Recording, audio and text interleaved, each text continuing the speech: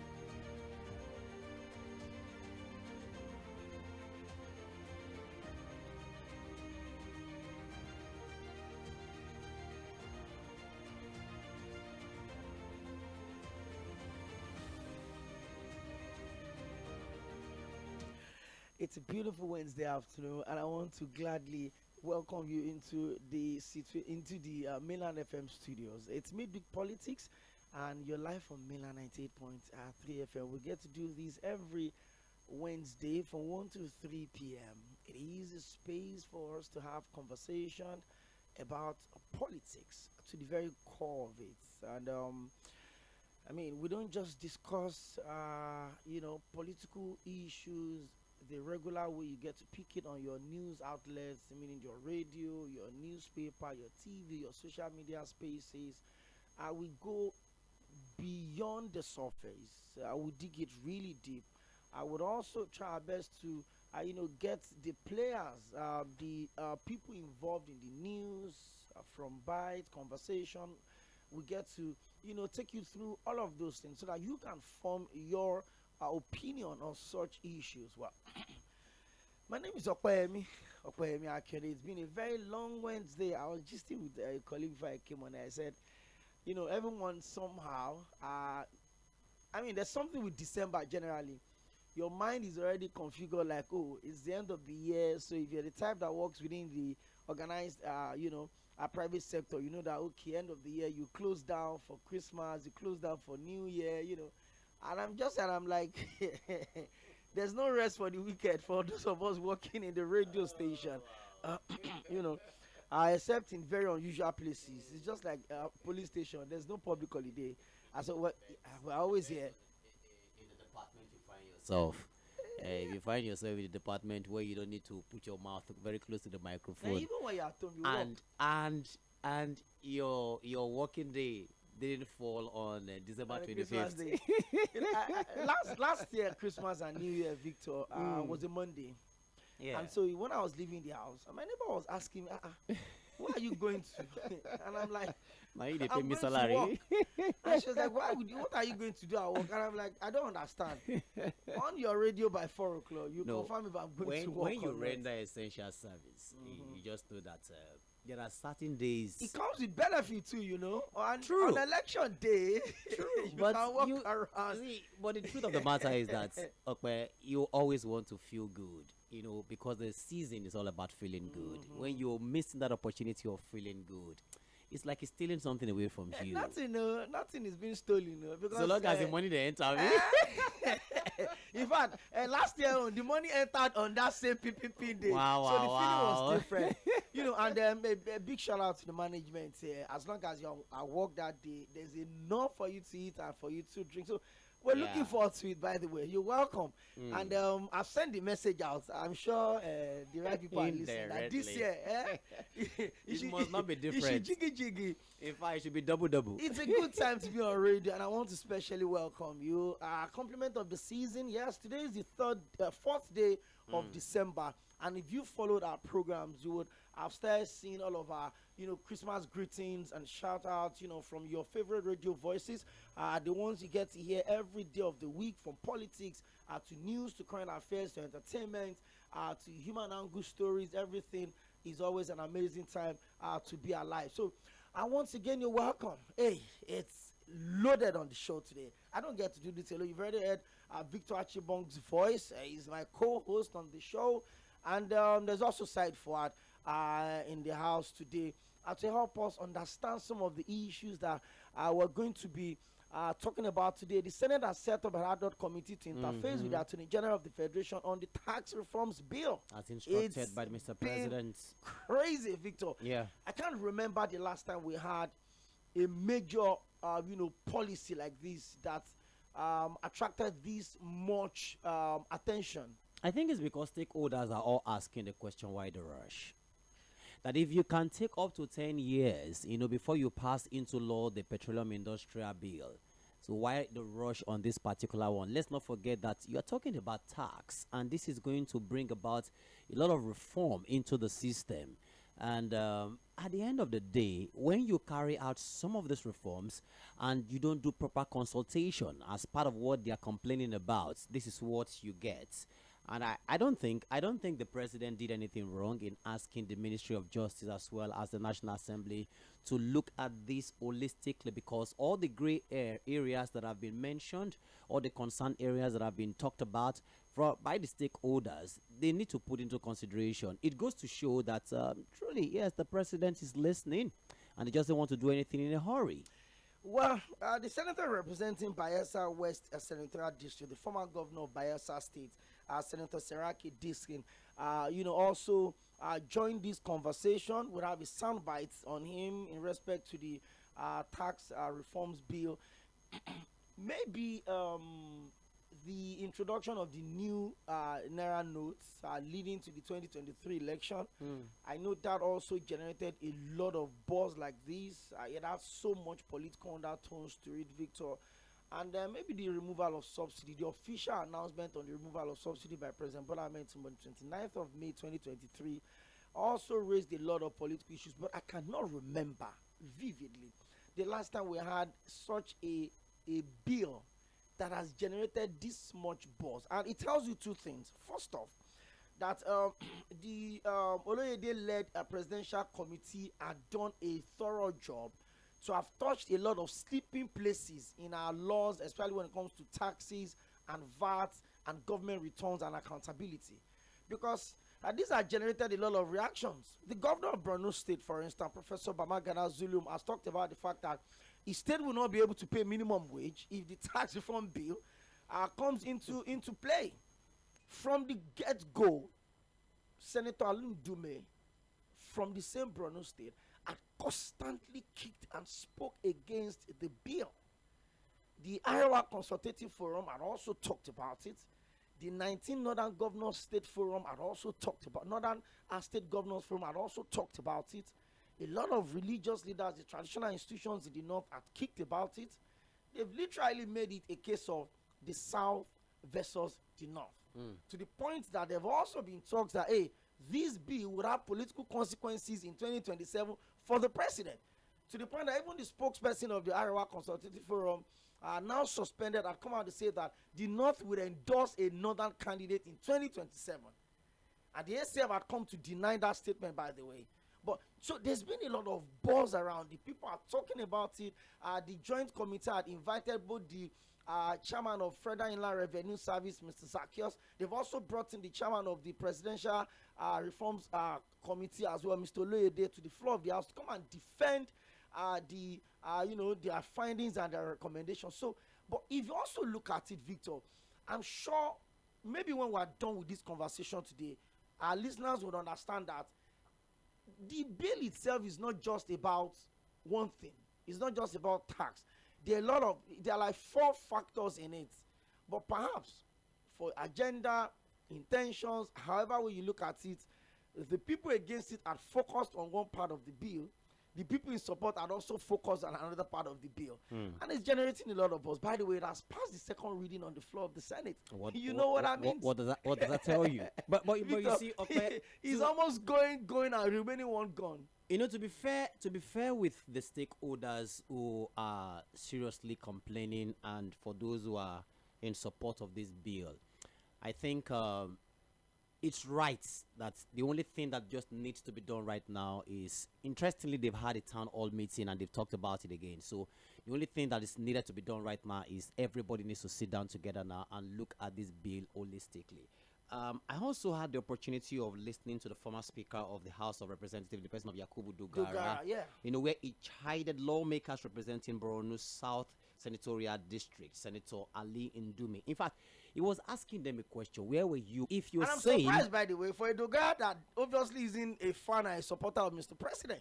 That goes to show that if you want to have, you know, the good intention or the heart of looking into this tax bill, the reform bill, you know, you will see the good things in it. But let's not forget, there are some areas of the tax reform bill that cause for serious concern. Like, for example, has been proposed from 7.5% to 10%. Then by 2026, we're going to be saying it to, increase to 12.5% and up like that until 2030. That is going to rise to 2015. Okay, the ripple effect about this is that it's going to affect the ordinary man. It will increase the purchasing, or rather, it will reduce the purchasing power of the ordinary man. Away from that, if you're saying that small business enterprises, okay, those that earn below 50 million yearly will not be paying tax, or will not pay much tax, what will happen to them when they become large corporate organizations? So that means automatically you forget the fact that they used to be in the small pond. Now they've grown. So I think if only the committee will look into the matter very well and then try as much as possible to cross all the T's and dot the I's. But how are we going to get that? One of the things a lot of persons have been saying is let's not rush. Prominent Nigerians are saying let's not rush this issue. And I also believe that, yes, it's not a matter of, okay, fine, it is under my administration that this happened. And which is one of the things that I think the ruling party has been capitalizing on, that during the time of President Ahmed Tinubu, that these were the things they were able to do, these are the things that they have done. It's not about that. It's about what Nigerians will feel, what Nigeria will enjoy as a country for a very, very long time. One of the things that Siraki Dixon said is that if you are bringing in a reform bill or a reform bill deep, it has to outlive you. So that by the time you don't put this in place, by the time you don't make it rigid and solid, you're automatically saying that let's just do whatever we like temporarily, and then we go back to the status quo of going back to the drawing board. Just like I said, there's been a lot of position and opinion on this tax reform. And Senator Alin Dume had also been very apt on his position of timing. And that's the truth. So if you look at the breakdown, for instance, if you say that the VAT structure now, that companies that are earning large would pay more, it's basically about expanding the tax net and making the rich pay more. But the truth is this: where does the rich make their money from? The poor. So if you're a manufacturing company and you're paying higher tax, you would certainly increase the quality or the price of the commodities you are selling to the people. Because the tax you are paying, you won't pay it from your money. You will pay it from the proceeds of the sales you are making from the people. Yeah, it's so all at the end indirect of the tax. day, it is still bouncing on the people, on an indirect tax level. Yep. So it is people like us that will still will now buy. For instance, you're buying an item for 10 naira, but the manufacturing company is now paying 25% tax.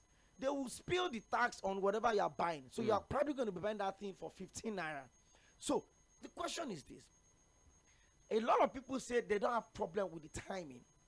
However, just like the subsidy remover, you need to make sure that there are preparations already made for these taxes to go up. So, you want me to pay more tax? Make public transportation available for me. Facts. So that I will not spend money on petrol. Facts. You want me to pay more tax? Make the health sector available and affordable for me. So that I don't spend my entire salary getting medical facilities. You want me to pay more tax? Yeah, good. Make education available and cheap so that I can have money to pay you as tax. It's a very simple thing. So a lot of people are saying there can never be a perfect time, and that's the truth. When reforms like this, we're going to play you the soundbite of the former governor of Bayelsa State, and now Senator Serake Dixon, where he talked about the fact that when he was governor, he did this, he did that. So maybe it's about, let us push it out. But what are you putting in place? Now the northern governors are complaining. It's a battle of the north versus the south. And what are the northern governors saying? You're going to make life difficult for us. You're going to do this. But what if the government ends insecurity in the north? And the farmers can go back to the farms, Victor. And they can make more money. So you put money in their hands so that you have money to collect from them. If you don't put money in my hand, there's nothing you want to collect. It's as simple as that. I'm going to continue to hide my returns and continue to avoid tax. But if you make security a big deal in the north, farmers can go to the farm. You make transportation good, the roads are good, produce can come from the north to the south, people can sell, people can travel in the night, there can be inter-regional tradings, more money will be available for both sides. Whatever is coming in from Lagos can spread into Jigawa, can spread into Kano, by the virtue of the fact that I'm buying rice, I'm buying tomato, I'm buying fish, I'm buying all of this. So you have to make sure that the people can go back to the farm so that yams can be brought down to the southwest. It's simple, Victor. It is still like what I said the other time, that it's looking more like, okay, fine, it is in our time that we have all of this put into place, and there's nothing wrong in it. And just like you said, if at the end of the day, whatever is being done, there is no cushion effects for the ordinary man, and it's like you're wasting people's time and you're impoverishing people the more. Now, okay, let's not forget that when we're talking about timing here, I think Nigerians have been, one of the most patient and the most understanding people in the surface of this earth. We are very patient. You've told Nigerians to tighten advantage of that patience. You've told Nigerians to tighten their belts, which they've done. I don't even wear belt again. I can't remember the last time, So people are beginning to see that, oh, this is more like these things are happening in our time. We did this. We made this happen. It's not about you. Like I was telling the colleague also downstairs that, look, Nigeria is bigger than one person. Obviously. Whatever you are doing right now for this country, it's not because it's you. It's the country. And at the end of the day, if you contribute your own quota, forget about it that you've contributed it. It's not compulsory that your name must be remembered all the time. Let posterity be the judge. Let the people that witnessed it, the people that were affected by what you did, let them be the ones to talk about it. But if you're trying to push these things into the throat of the people and say, take it by force, definitely you are telling us to forget about you in a hurry. And a lot has been shoved down our throats. So with all of the beautiful policies, these are wonderful policies. We are not saying they are not beautiful. They are fantastic policies.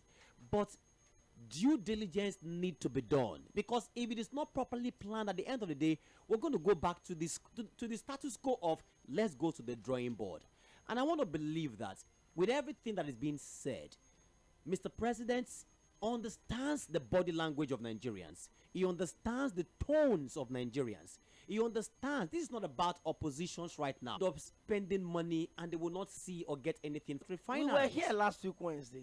Remember? Even on that's going to be like complete Monday, and he kind of shared our Port Harcourt refinery, the sudden burst of Port Harcourt Pᴏʟɪᴛᴏ. Pengassan had come out to say that the Port Harcourt refinery is functioning. They said it was working. We saw trucks. We saw videos of it was everywhere on social media. We saw videos of community leaders also coming out to say no, nothing was refined. It's pretty simple. Show us trucks.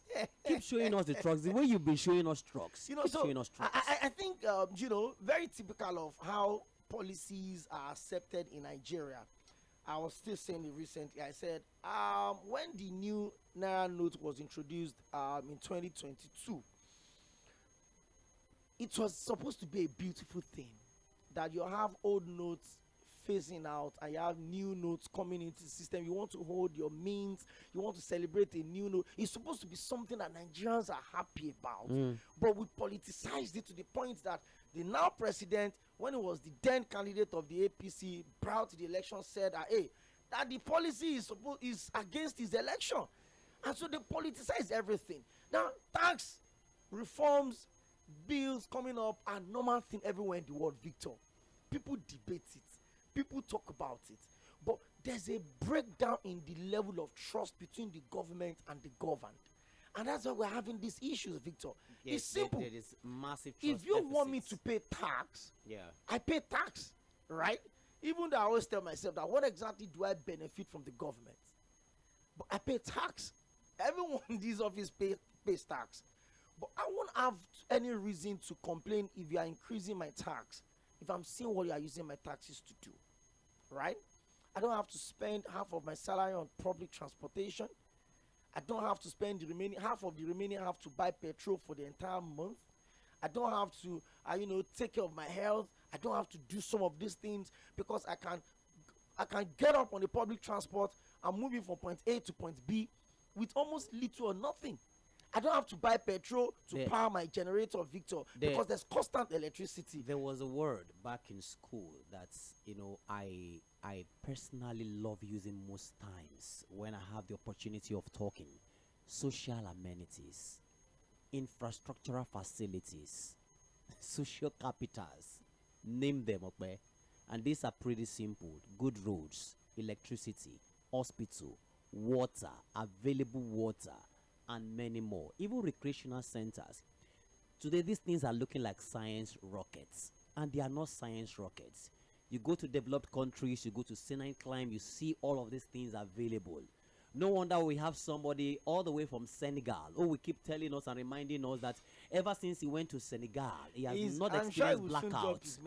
So if all these things that you told us back in secondary school, which are primary school pupils today, they are learning, if they are not available and you are telling us that you are going to increase tax, which is not a bad thing, if they are not available, then why are you increasing the tax? Victor, when we throw the cons, we'll also look at the pros of it.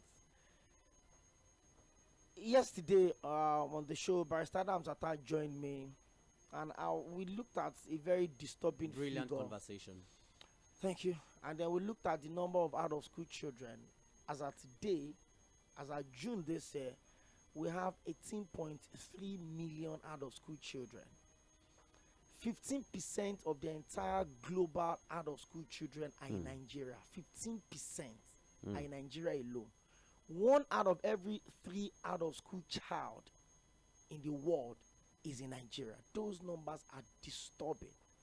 Out of 18.3%, over 14.7% of them never went to school. The other dropped out of school early before they even finished primary school. Some finished in GSS 3, some did not even write Y because they could not afford to do that. These are disturbing figures. However, you also need to look at, how difficult it could be.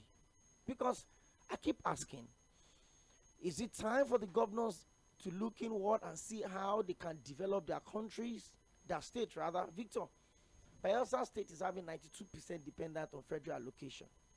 92%. That means the state IGR cannot even take care of the government house of running costs. 92%.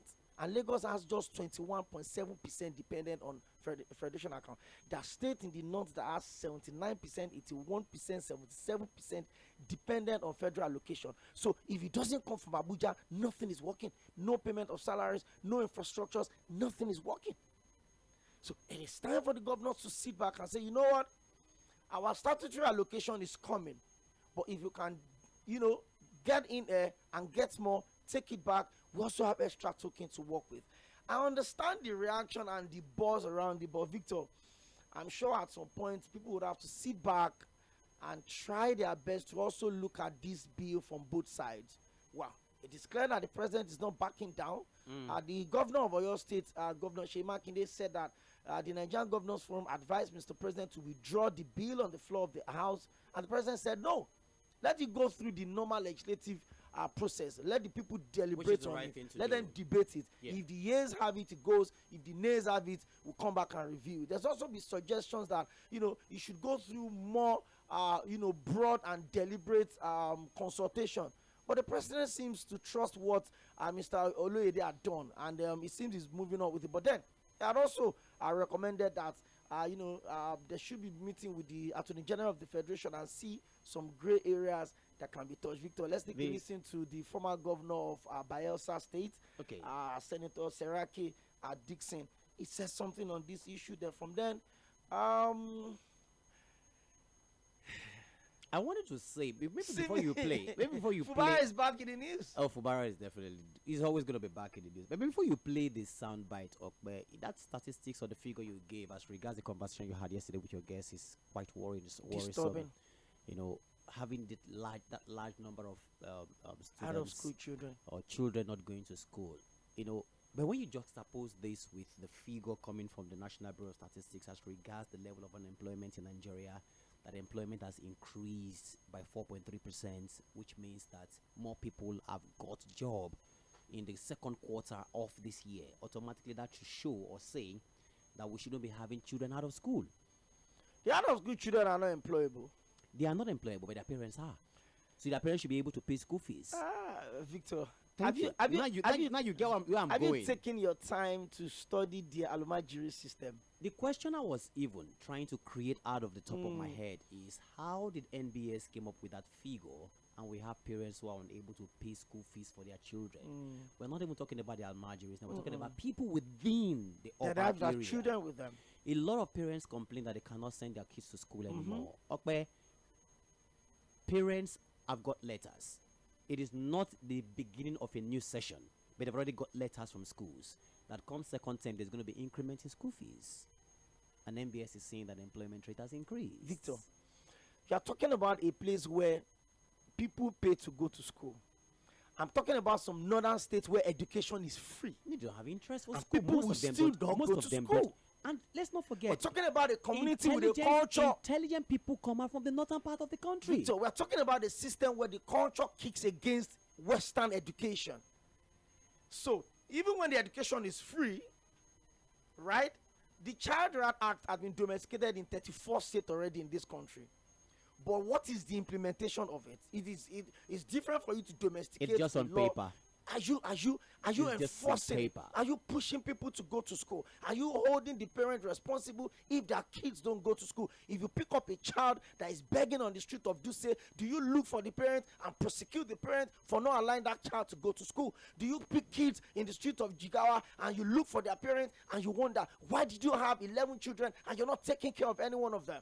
These are the questions that need to be asked. Have you gone to Bodija and Ibadan and you see kids begging in the motor parks and you've traced them and you found their parent and you've sued their parent, or you take their parent to court?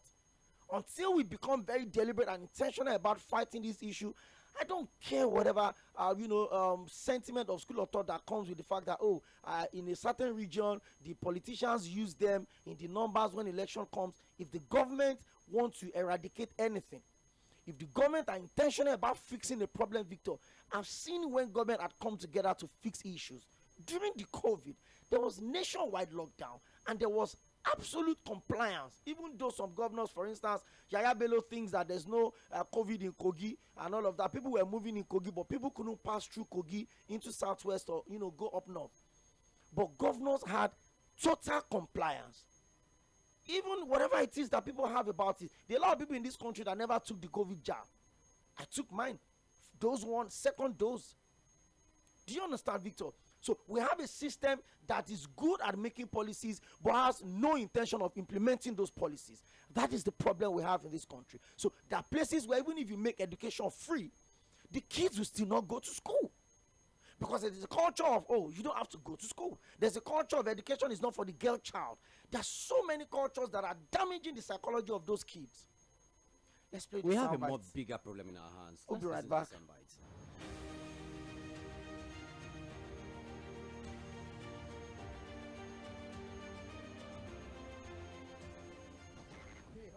Is to bring normalcy and redecorate. It's more difficult. The general elections in 2023 have created conversations and consequences that will live with us for years to come. from the executive to the judiciary, legislature, media, and the people, organized labor, and civil society organizations. Issues that will continue to shape the future of our country needs continuous probing and interrogation. I see the greater objective for the party. And let me tell you, I've told the PDP in some locations that, gentlemen, be careful. Better men have founded parties that have gone into oblivion. Where's the party of O괘ᴏᴡ? Where's the party of Azikiwe? Where's PRP of Rimi? Political parties must be nurtured, they must be reinvented, they must be true to Join their own Tᴏɪᴛᴛᴇʀ and Mŝɪ on Midweek Politics every Wednesday, 1 to 3 p.m. on Mainland 98.3 FM for thought-provoking conversations, voices from the top, engaging interviews, in-depth analysis on all matters around politics, policies, and governance. Midweek Politics on Mainland 98.3 FM, bringing the right perspectives to everything politics. Well, thank you very much. Look, first of all, any reform is not just legal or technical. A reform as massive as that conveyed in the 4 bills that the President and his team sent to the National Assembly requires a lot of political consensus building, consultation and consensus building. Every reform carried out a distinct change. As governor or as a president, you must undertake fundamental reforms. The deeper the reforms are, the more fundamental they are, then the more likely that the result will last even beyond you. So I can understand the reason behind the president and the executive arm undertaking this reform. Any reform, or even a minor amendment in a tax or revenue legislation, will elicit a lot of interest and concern. And that is legitimate, not to talk of when you are proposing 4 bills at a time, repealing a lot of laws and so on. Whatever we are seeing, the debates now and the agitation. It's perfectly normal, perfect to be expected, as you rightly said. When the PIB was introduced at that time, and the PIB took us almost 20 years to pass. Absolutely. Yeah, so back and forth, consultation, disagreement, even walkouts. In fact, when I left the House of Reps and went to the governor after 8 years and came back to the Senate, the PIB was still there. And you know what? At the final passage, I had to lead a walkout because I disagreed with the paltry 3% that the executive was now proposing, that my colleagues that we were interfacing, we couldn't move them to change their positions. And I let them. It's all legitimate and perfect. So the uproar, the concern, the fears, and the different perspectives is legitimate. What is slightly missing, or I can't say even missing, even though I'm not part of the executive, because of the fundamental nature of the reform and the far-reaching extent You've read and them. effect. Of course, we have the 4 bills. I've read most of them. I've read all of them. I think that we could have had more robust and extensive consultation. So these tax bills that affect, the revenues of the entire federation, including subnationals, I think we could have had more extensive and robust consultation before, while they were being crafted. Since they were sent, and the president is well within his right to formulate bills and send to the National Assembly. Doesn't need to read them through. It's just that because every reform entails political consensus building, it's always better, even though there's no consultation you will embark on where every stakeholder will support. So theoretically, in Yes. terms of the literature and the formulation of some of the policies in the proposition of the bill, everything looks intact. And the procedure up to the point where it was transmitted to the National Assembly. Here is easy. To bring normalcy and redecorate is more difficult. The general elections in 2023 have created conversations and consequences that will live with us for years to come. from the executive to the judiciary, legislature, media, and the people, organized labor, and civil society organizations. Issues that will continue to shape the future of our country needs continuous probing and interrogation. I see the greater objective for the party. And let me tell you, I've told the PDP in some locations that, gentlemen, be careful. Better men have founded parties that have gone into oblivion. Where's the party of O괘ᴜᴡᴜ? Where's the party of Azikiwe? Where's PRP of Rimi? Political parties must be nurtured, they must be reinvented, they must be true to Join their own Tᴏɪᴛᴛᴇʀ and Pᴏʟɪᴛᴏ on Midweek Politics every Wednesday, 1 to 3 p.m. on Mainland 98.3 FM for thought-provoking conversations, voices from the top, engaging interviews, in-depth analysis on all matters around politics, policies, and governance. Midweek Politics on Mainland 98.3 FM, bringing the right perspectives to everything politics.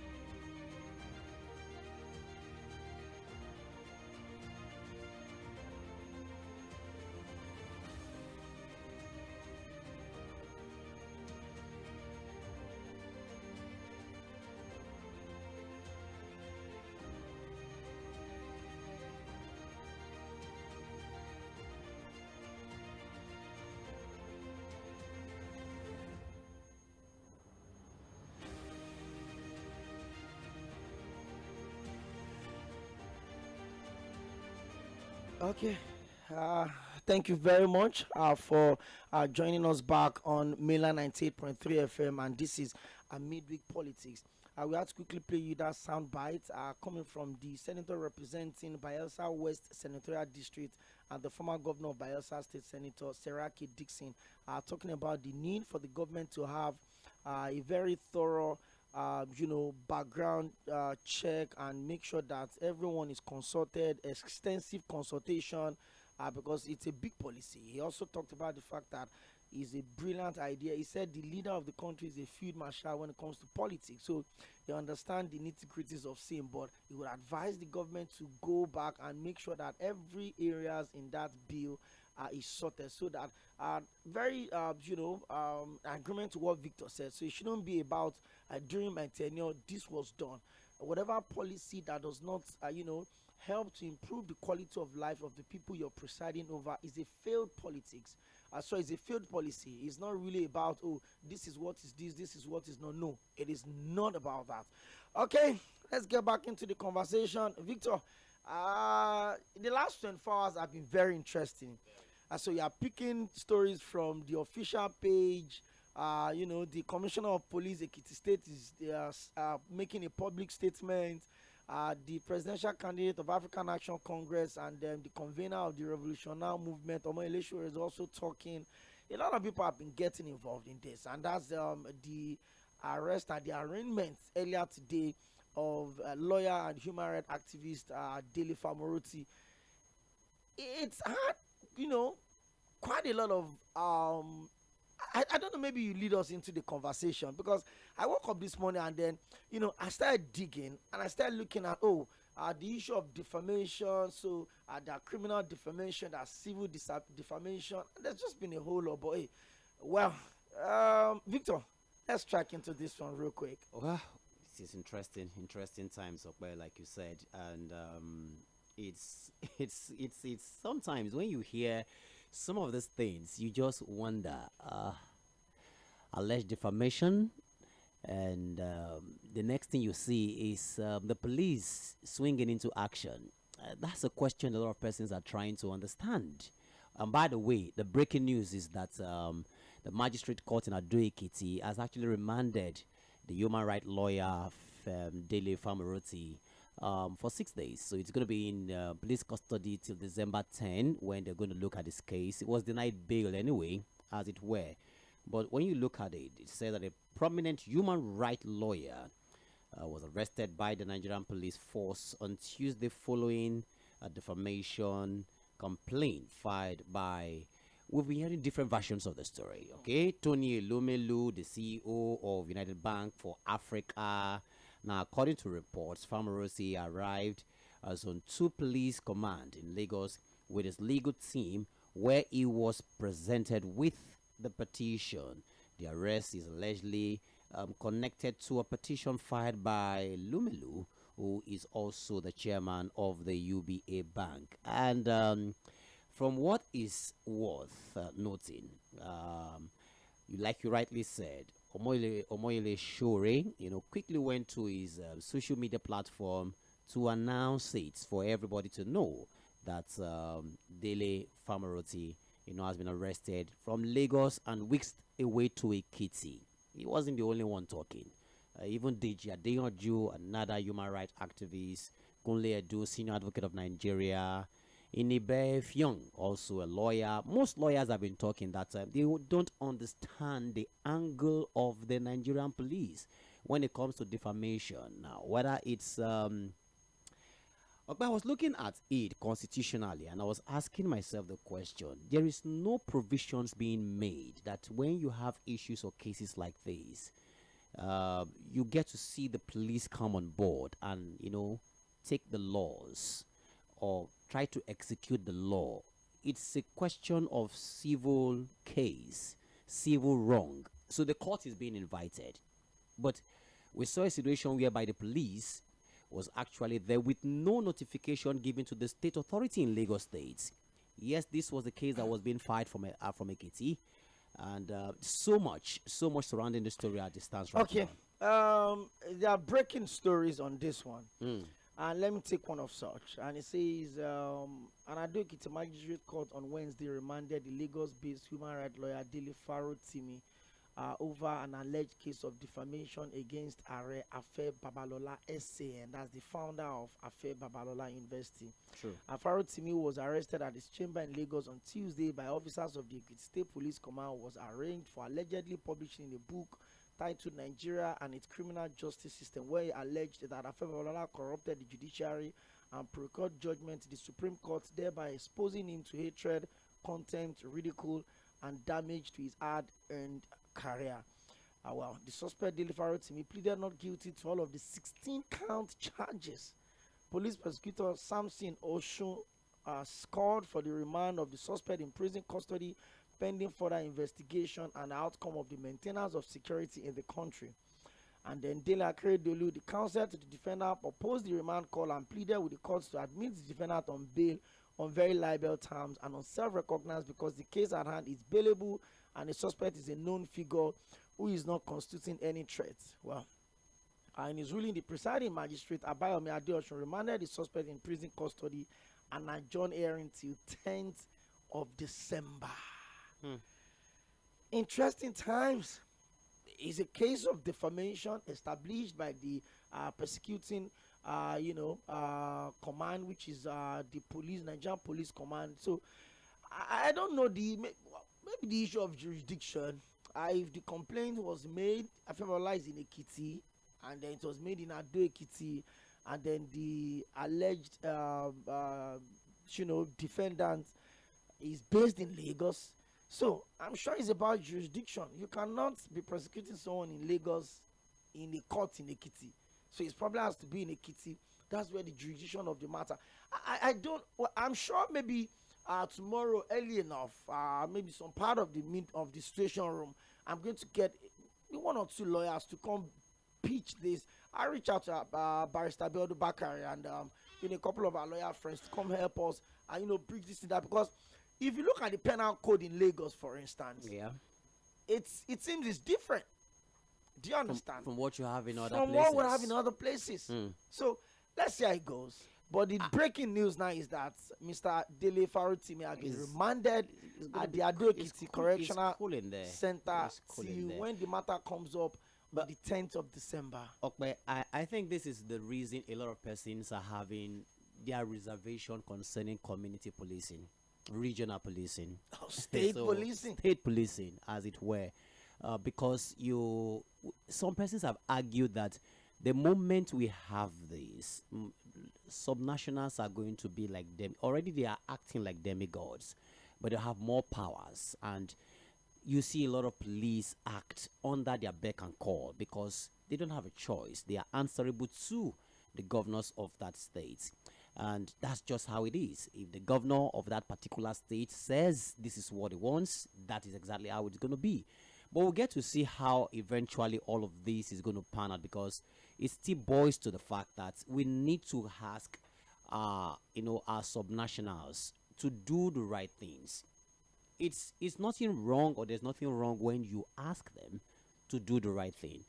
But like most persons have said, that they feel the police acted yesterday against the rule of law, coming into a state without a prior notice to the state authority that this is what you want to do, and also getting involved into cases of defamation when it is not a criminal defamation. That it's a huge question to the sanctity of the rule of law.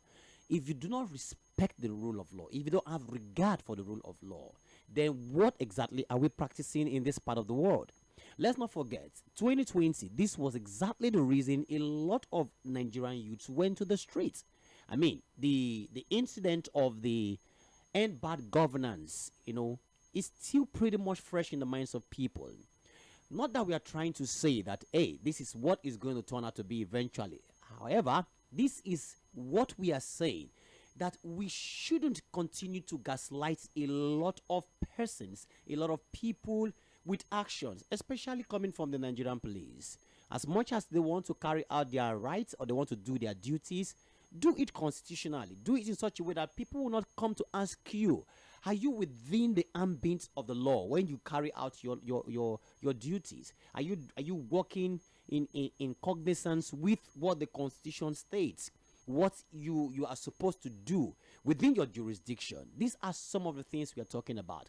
But of course, we've said it here. Intentionality, deliberate actions must be taken in exercising or carrying out whatever we are supposed to carry out, our duties. So it's very important.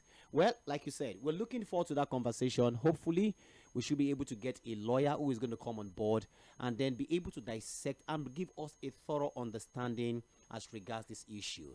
But it is what it is. If the charges against him is right, the law will take its full course. If it is not right, the law will take its full course. But like they said, you're not guilty until it is proven. He has said he's not guilty, and maybe that's the reason they needed to put him there. But I don't think there's any reason for him to be remanded up to this very moment, or till December 10. Like I'm saying, I don't think. I don't know. Even if it's diploma that you did, if you do diploma in law, like some of us manage to do, if you do diploma in law, you cannot give judgment in court. So I'm sure the judge, that gave the judgment, that's his Justice Abayomi Adeosun, probably look at what is in front of him and decide to make that decision. Let's just keep our fingers crossed. Let's hope that the next couple of days, perhaps by the time the case is coming up on the 10th of December, the police will have completed their investigation.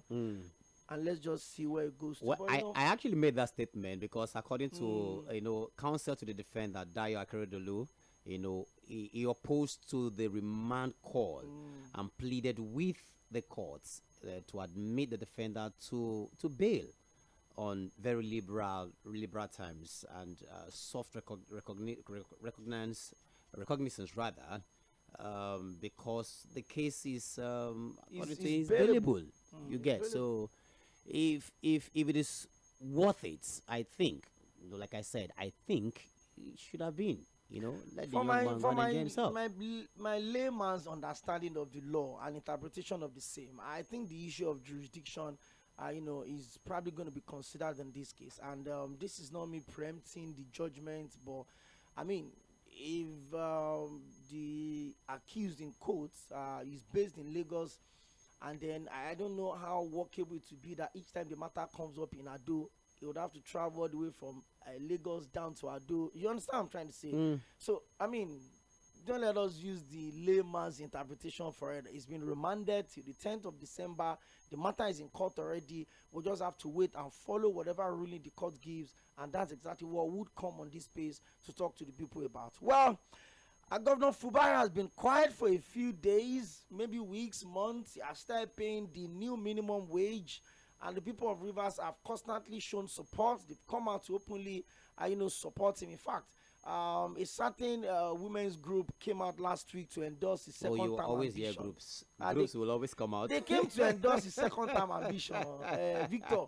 They said they are endorsing him for his second term in office. They don't care if he has not done anything, like he said, for the first 8 months of his election. He has paid minimum wage now. He has paid 1 month's minimum wage. Victor.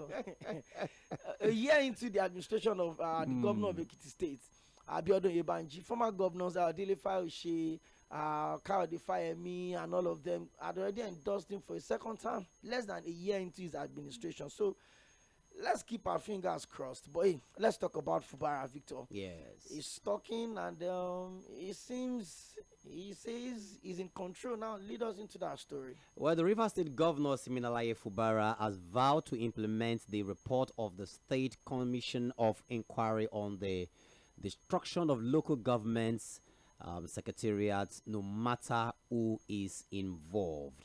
The Governor Fubara made this commitment during the presentation of the Commission's report by its chairman, Justice Ibiwengi Minakiri, serving judge of the State High Court at the Executive Chambers of Government House, Port Harcourt. The Governor stressed the need to end what he described as unreasonable violence in politics, stating that the politics should not be synonymous with violence, but a contest of ideas without permanent enemies or friends. Okay, you're fighting. Okay. Let's take it down a bit. You're having squabble with someone that is supposedly your godfather, and he is not in good tune with you, because whatever it is that they had as agreements is best known to both of them. Because as far as I'm concerned, I don't think anyone has come out to say this was or this is the reason we are having this conversation.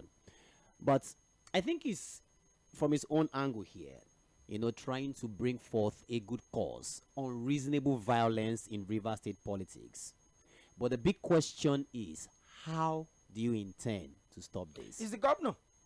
And he gets the daily reports from the relevant security apparatus and authorities in the state, even though the commissioner of police don't report to the state governor. But then, as the chief executive officer, the chief security officer of the state, he gets the first-hand briefing. So they know the security situation. And whatever it is or whatever it was that happened in Rivers in the last 1 year or thereabout, Governor Fubara had been in the eye of the storm. He's been at the center of it all. Governor of anything. I'm just saying. The governor was the one that came to the press to talk about the fact that he was being shot at. He was the one that came to talk about a lot of other issues. So I'm sure he has security reports. And for him to come out and say we're going to end the era of rascality and violence in Rivers State politics, nobody else gets the security vote. And you can't probe the security vote. At the last governorship debate in Ondo State, the PDP candidate Agboola Ajayi asked the governor, the APC candidate, then now the governor, Aloke Aiyedatiwa, hey, how have you been spending the billions of security vote that you've gotten in the last 10 months? And the governor came out to say that no, security vote is security vote. I cannot come out to explain to you how I've been spending it. It's going to be a breach of security in the state. So the same thing you probably ask Governor Fubara. The same thing you are going to ask Governor Mɪᴅ-ᴡᴇᴇ. The same thing you are going to ask Governor Sanwo-Olu. The same thing I'm going to ask Governor Dakwa, and they're probably going to give you the same answer. Okay. You cannot probe security votes. Even though security vote is not constitutional, it was never captured in the Constitution. However, the governors have found a way to always get it out of whatever source they get it from. So, if Governor Fubara says, you know what, we are going to fix security in Rivers, he is the best person to say that. None of the 3 senators are in a better position to say that. Even the Speaker of the House of Assembly cannot say that. The Deputy Speaker cannot say that. Former Governor Wike cannot say that. The minister appointed in the state cannot say that. It is the governor that can give that position that we are going to end security issues in the state. I agree. If it is politically motivated, if it is civil unrest, however way you look at it, we'll fix the it. governor has the report on his table, and he is in the best position to fix it. Sorry, Victor. Okay. Secondly, I think we should be happy that he's showing commitment to fix it. Of course. So local governments were destroyed. Yes, they don't. So that is going to cost a lot of money. Monies that probably should have been used to develop other things. The over 100 billion that they said they want to use to rebuild the Rivers House of Assembly was not even captured in the budget. Going to the press to talk and stimulate public sympathy. Ready to work as a governor. Nobody cares about your emotions, man. You put yourself up to contest an election. You're holding the key to the treasury of the state. So every one of us should support him. Every one of us should rally around him and make sure that Rivers State becomes safe. Because Rivers State is more like a very volatile state now. Everything looks peaceful on the surface, Victor. But you know what? The APC is holding sway in Rivers. The local government 22 of the 23 local governments in the state. So, and then you don't know where Wike stands. He's serving in an APC government and he's still doing PDP. But this is where my concern is. No doubt, yes, for the pro-Wike supporters. And that automatically tells that the states, give or take, is divided. And there's a hanging court judgment that is currently being appealed. Remember the judgment that says that legitimize the election of those 24 House of Assembly members. You understand? The state government are going to appeal that judgment. So if that judgment stands, the House of Assembly members will come back, even though they said they've not officially left the PDP. The PDP. If they declare for the APC, that means they have the majority. They will choose the speaker. That's going to be a whole lot for the governor to take in. 28 to 4. 28 APC members. So the governor will control the state. Yes. The APC will control the House of Assembly. APP will control the local government. Of the local government. So with all of this, now let's not forget, yes, wranglings, squabbles, palavers, and all of that. These are normal things in politics. But the one happening in Rivers State is very peculiar. I don't think any other state in Nigeria for a very long time has experienced any like this. The list of former governors in this state. So when you have all of this in play and you want to put an end to unreasonable violence in Rivers State politics, the big question is, how do you intend to navigate your way out of this? I understand and agree with you that when you say it is black, they will understand that it is black. They will not want to come and tell you a different thing entirely. How do you intend to allow a Wike who is bent on ensuring that if any other PDP governor comes to support you, he's going to put fire in their state and make sure that they don't see anything, because they have not seen anything? Victor, how do you intend to make a Wike who is already bent on saying that, look, I don't understand what is going on there, to begin to fall in place with what you're doing? Now, listen, this is a major concern.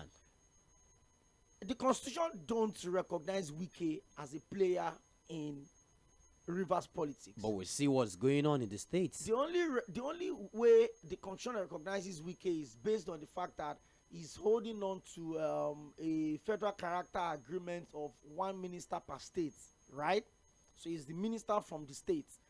But the Constitution recognizes Fubara as the democratically elected governor of the state. If Rivers State burns down today, it is going to be Fubara first. Fubara's name is, as we speak, the one in charge of everything Rivers. So he has the power to call everyone to order.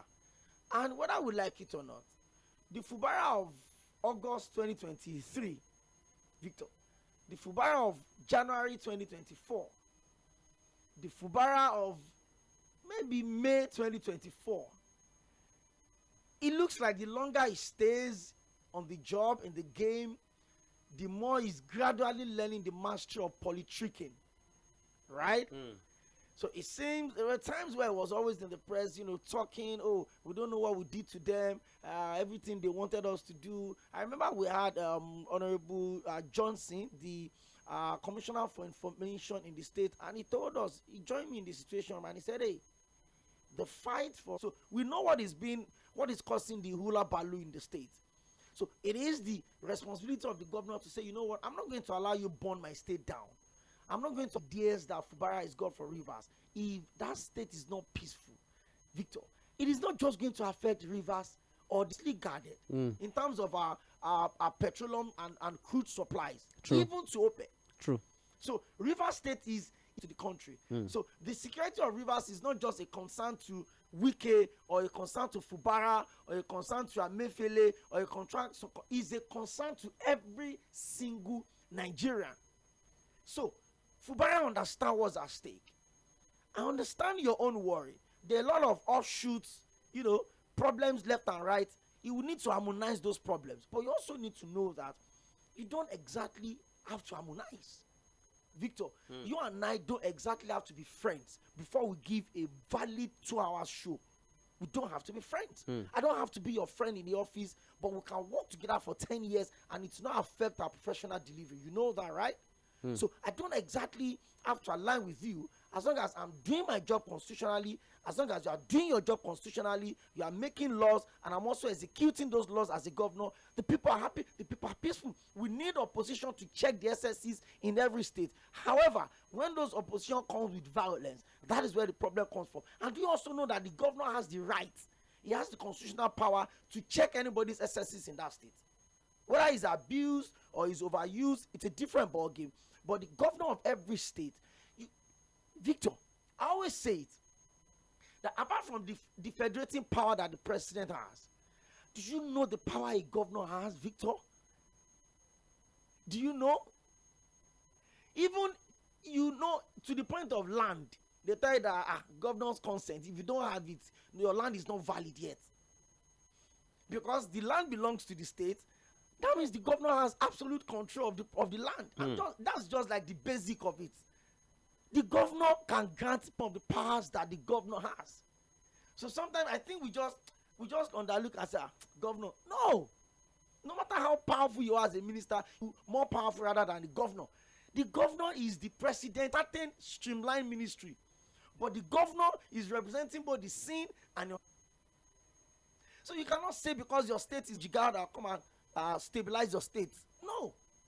Your state is, then you should be ready to tighten your belt. Anybody that is giving you gas, you should be ready. Now is some sense of sanity in Rivers State, and if the governor says that he's going to, because he knows and he understands that constitutionally, so like Okpe rightly said, all of these things will play out. One man cannot hold the entire nation, to ransom. Anyway, it's still Christmas period. Yourself ready. 25 is just around the corner. We're going to be here. We're working that day. Nobody's going. Maybe I should try applying for leave. This period, don't try it to. And drop your comments there as well. We'll bring the conversation home here. Governor Sanwo-Olu signs Lagos electricity bill into law. I think it's about time. It's about time. Rated as one of the 20th or the 20 top cities in the world. This is the 5th largest economy in Africa. And you don't produce. Say that if we have energy, constant power supply, you will not see people run into the street wanting to do maybe transportation business or kadara. That day, according to the story, Kadri Hamzat, members of the State House of Assembly, as well as the State Executive Council, into law. Now, he stated that Governor Sanwo-Olu commended the socio-economic value of citizens in Lagos State, and he stated here that the electricity bill has been in the works for some years, and now that it is finally achieved, as Lagosians, they can be assured of a steady power supply. On its part, will provide an additional grid for Lagos State and also put an end to blackouts in the states. Okay, I I want to say this here, though it might sound a bit funny, but it's sad that a newborn baby, papa or Even mama, if it is generate. but I think this is a laudable idea. The Lagos State government thinking this through, and finally it's been passed into law. How significant, Okhbe, is this to the growth and development of Lagos State? Now, don't forget that it was said it here over and over. Energy is key. The supply of power is awesome. You have it. Some people say something that even if I'm not going to work, I'm not working, make life just day. It's like life is beautiful. But we're looking at the socio-economic growth of the state. How significant is this to Lagos State? How significant is this to the administration of Babajide Sanwo-Olu? Victor, somebody texted us on Facebook now, and they will read the message. Person said, "I like money." Apart from the sound of counting notes, let me tell you the most exciting sound to Nigerians. That time when light comes on, and then you hear that sound, like it's almost like somebody saying, "Not even send your details." It's like you receiving a lot of money. True. When that I sound comes on, I know that feeling. it's a different feeling. I know that feeling. Especially now that cost of our fuel has gone almost 1,000% up. But I'm not taking it out of your mouth. Do you know the number of persons that have packed their generator one place? They don't remember, they can't remember, they don't even know how to turn it on again. Our in-house DJ Gaviti said something last week. He said each time he's passing his generator, he has a feeling that his generator is calling him. Oh God, come and on me now. Oh God, come and power me. And that's the truth. Because, the complaint was not this much. Then you could buy 10 liters for 1,800. Very correct. Around this time, 2022, you could buy 20 liters for maybe 3,600, 3,800. Very true. Guy, 20 liters right now is 21,700 or thereabouts. 20 liters is 21,000. Where they sell for 1,100, depending on what part of the country you stay. Do you understand, Victor? You could buy on. The more the fuel keeps going up, the need for constant electricity also keeps going up.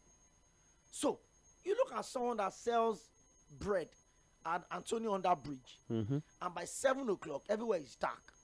And that is when she sells more because people are coming from work and they want to pick something to take home. But she needs something to lighten up where she's selling so that you will see that she has bread, she has drinks, she has candle, she has this. So the tiny little profit she's making from that business, she's spending it on buying fuel to power a generator. So instead of people to recycle the profit and put it back in the business, they're using the profit to maintain the business. So people can't make profit because what you are spending is not even in line with the profit you are making. So you make a profit of 10,000 naira, and how do you put that out through in a month, for instance? And not to say, okay, that I remember the era of using the local parlance name is atupa. That small one. But because of the cost of kerosene, people don't even bother using it anymore. So they use energy bulb to just help themselves. Let me tell you the ripple effect of this increment in petrol. People don't know.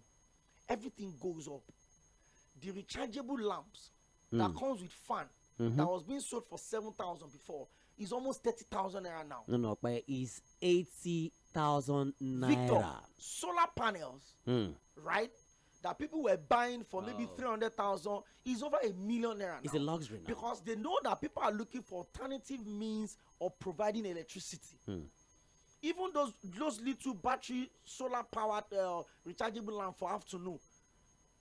Have you tried to price a solar powered air conditioner now? Go and ask for the price of 1 horsepower and 1.5 horsepower. Go to the market and make this up. I do them steady, Victor. I walk into an electronics store and I ask, Victor, so it is not just school fees or price of public transport. Everything increases because you know that, okay, rather than for me to be buying petrol every day, why don't I buy a rechargeable fan? Why don't I buy a power bank? Why don't I buy this? So all of those things that people are using as alternative means of providing electricity, they're also going up. So you would also expect, you said how important is it to Lagos? It's not just to Lagos. Lagos is the 5th largest economy on the continent. So the prosperity of Lagos is the prosperity of Africa.